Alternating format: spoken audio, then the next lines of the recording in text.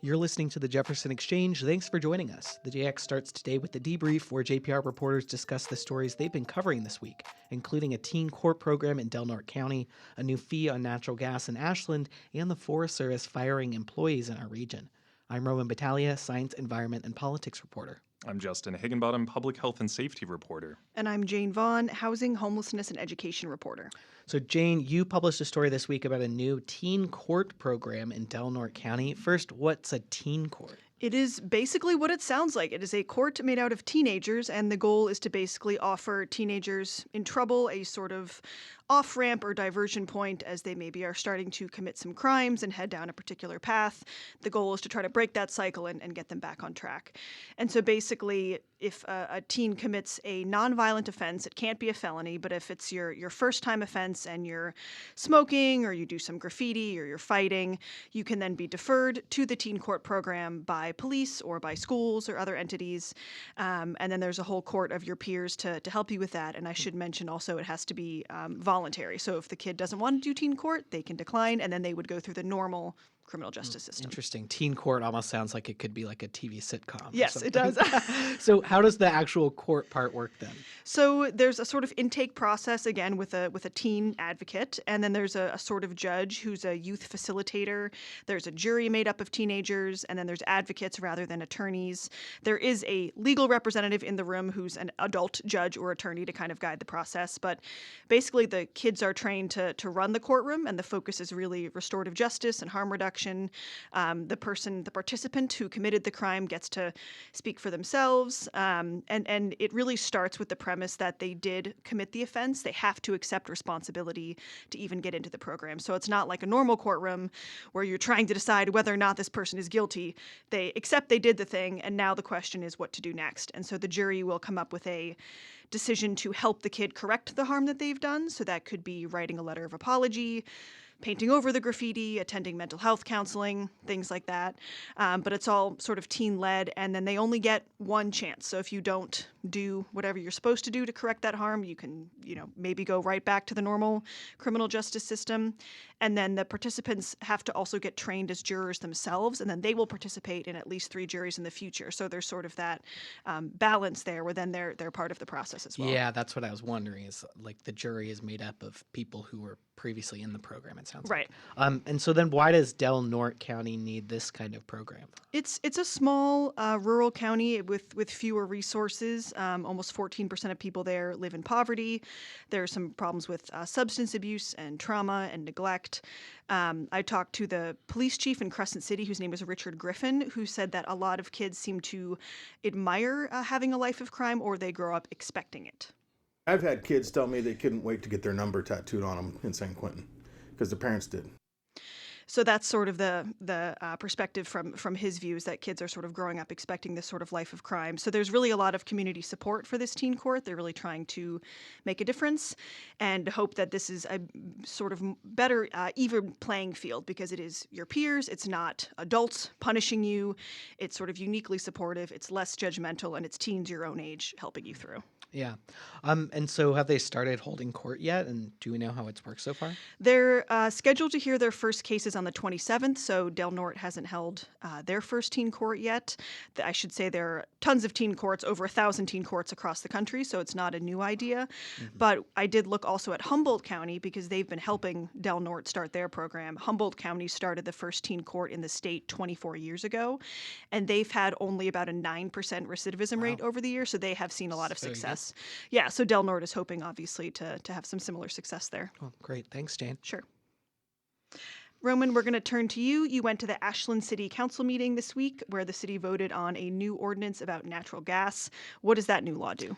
Yeah, so essentially this charges a fee for people who are building homes that want to install natural gas in that home. So if you install natural gas appliances in your home during construction, then you'll have to pay a fee per appliance that you install, like a stove or a natural gas dryer or a furnace, things like that. And so it's to encourage the installation of electric appliances instead, which are more environmentally friendly.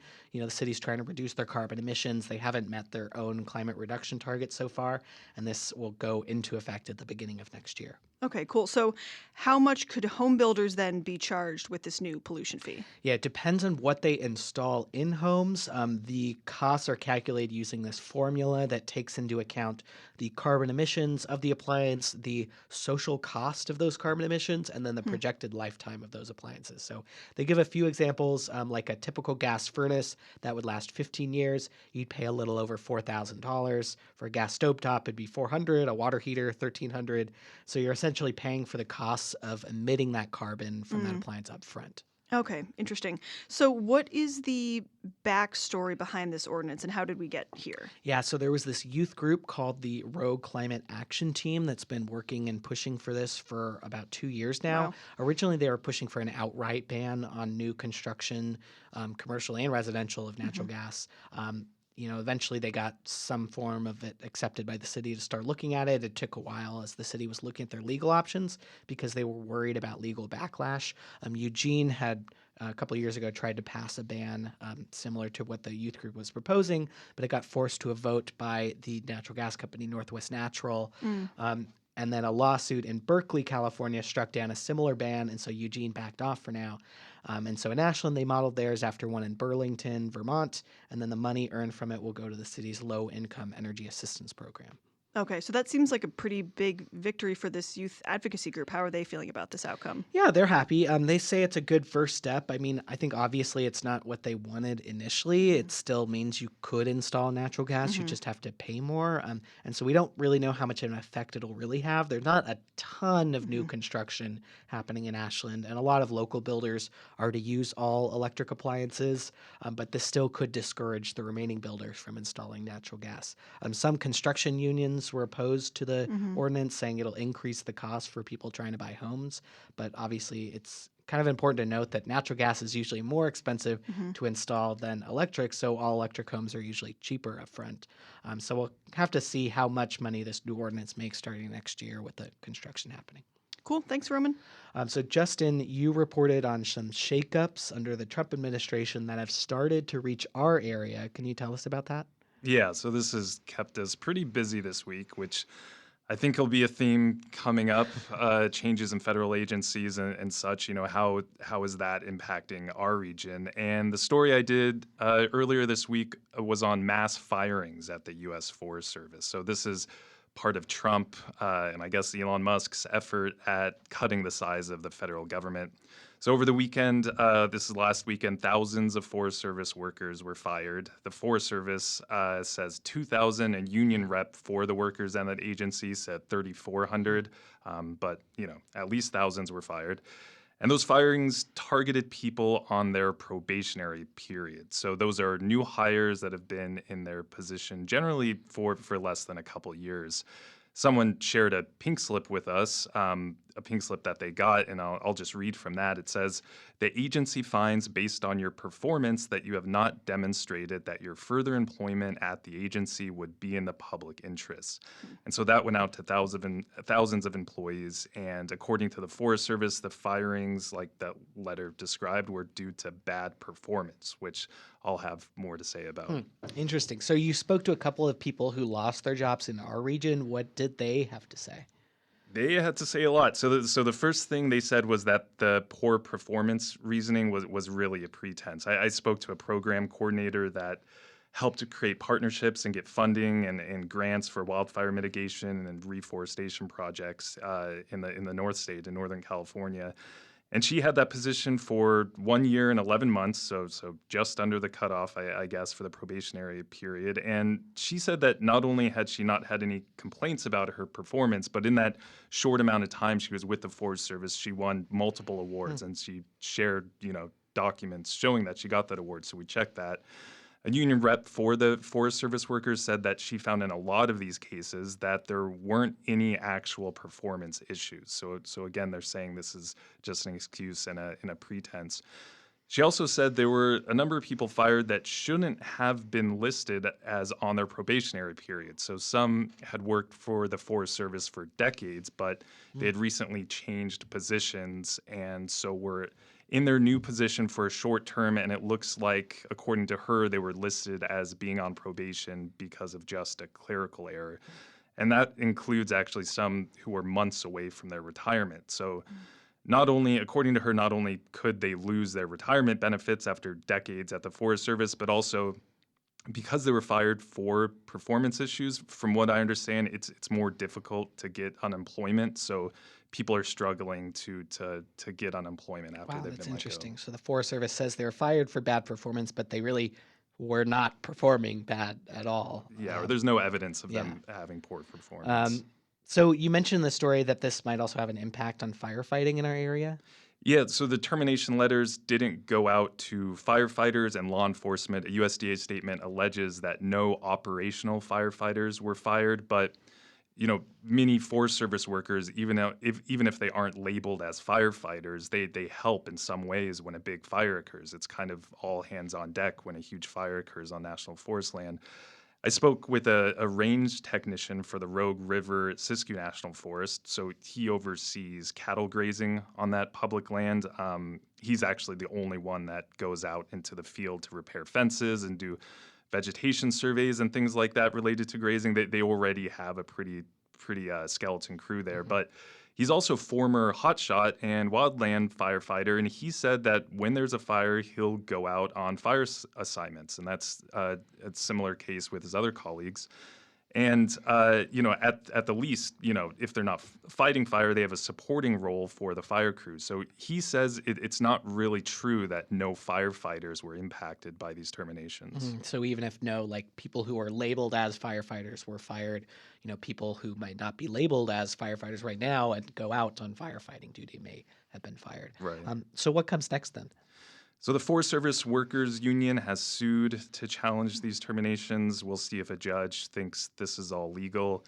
In the meantime, the union, or this union rep rather, says there will probably be more firings. They're expecting more rounds of terminations. And it's all just kind of up in the air right now. All of his story today, hopefully, on the funding side of this, a lot of grants and funding has been paused for work in our forests, especially related to wildfire.